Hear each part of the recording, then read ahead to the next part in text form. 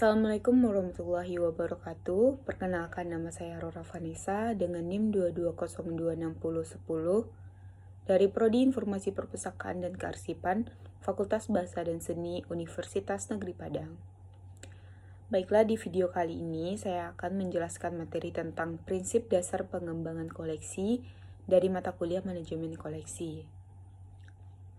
Pengembangan koleksi merupakan suatu proses kegiatan yang mencakup sejumlah kegiatan yang berhubungan dengan pengembangan koleksi perpustakaan, termasuk menetapkan dan koordinasi terhadap kebijakan koleksi, penilaian terhadap kebutuhan pengguna dan pengguna potensial, kajian penggunaan koleksi, evaluasi koleksi, identifikasi kebutuhan koleksi, seleksi bahan pustaka, perencanaan untuk bekerja sama, pemeliharaan koleksi, dan penyiangan. Kalau kita bicara tentang perpustakaan, maka tujuan utama dari perpustakaan dan unit informasi lainnya ialah untuk membantu dalam transfer informasi dan pengembangan pengetahuan.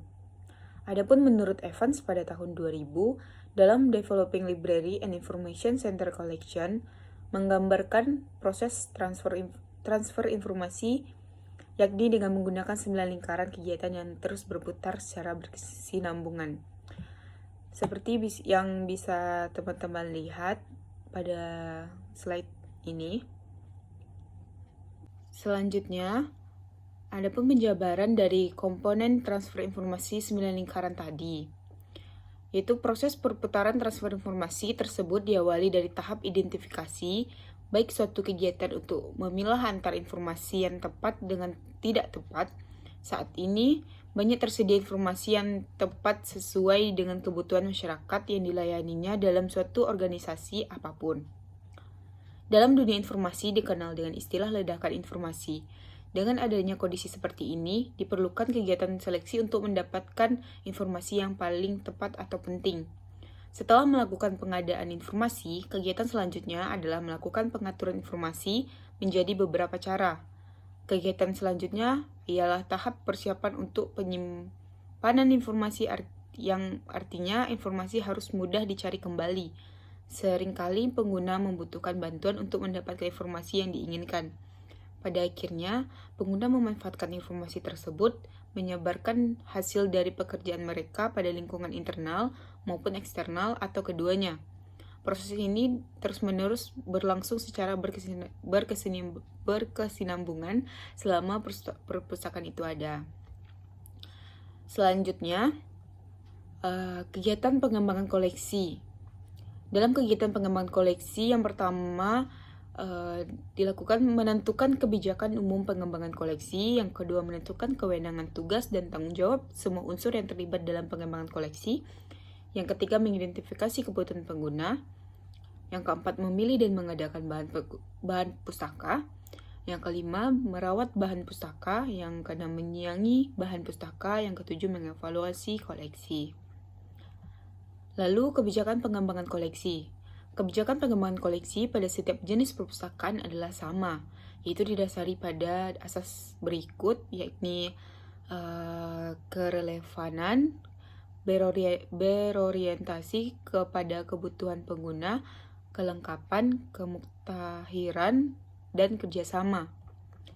Lalu di perpustakaan ada kewenangan, tugas, dan tanggung jawab yang terdiri dari kepala, bagian administrasi, bagian layanan teknik, bagian layanan pengguna.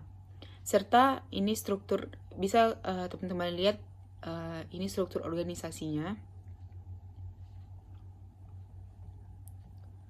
Selanjutnya, identifikasi kebutuhan akan informasi dari pengguna dapat dilakukan dengan kajian pengguna baik secara informal maupun formal.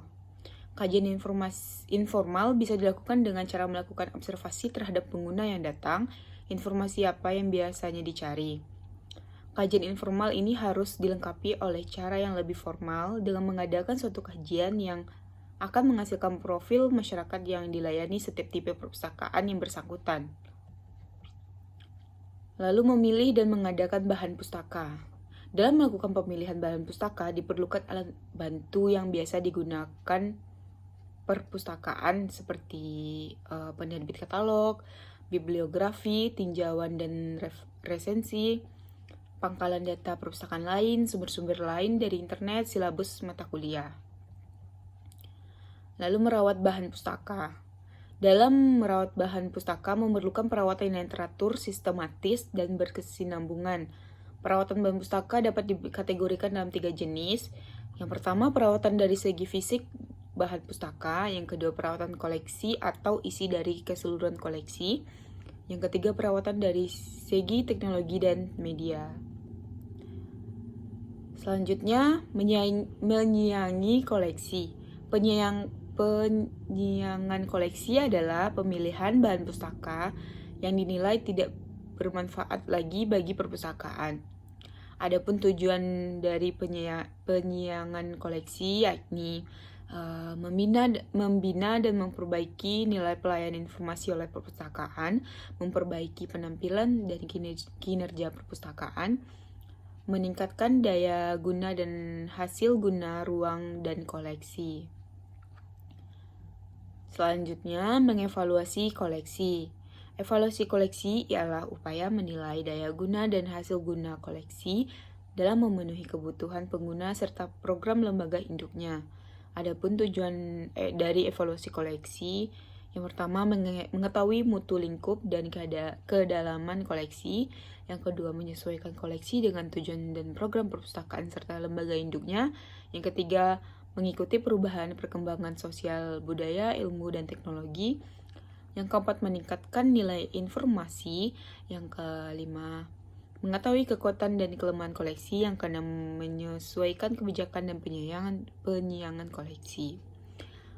Baiklah, sekian penjelasan dari saya tentang prinsip dan dasar pengembangan koleksi yang ada di perpustakaan. Semoga bermanfaat untuk teman-teman semuanya, dan apabila ada kesalahan dalam penjelasan saya, mohon maaf. Saya akhiri video dengan Assalamualaikum warahmatullahi wabarakatuh.